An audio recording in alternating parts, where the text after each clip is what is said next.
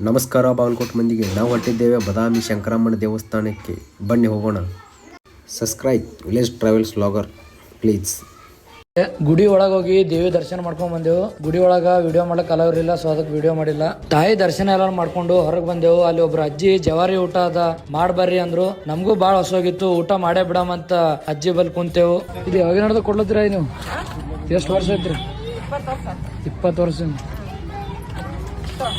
ಎಷ್ಟು ರೂಪಾಯಿ ಒಂದು ಊಟಕ್ರಿ? ಎಲ್ಲ ಮಾಯಾ ನಾಳೆ ನಾವು ಮಾಯಾ. ನಿಮ್ಮ ಹೆಸರೇ? ನಿಮ್ಮ ಹೆಸರು? ಗಂಗಮ್ಮ ರೀ. ಇದೆಲ್ಲ ಒಲೆ ಮೇಲೆ ಮಾಡ್ತೀನಿ, ಮನೆಗೆ ಮಾಡ್ಕೊಂಡ್ ಬರ್ತೀನಿ.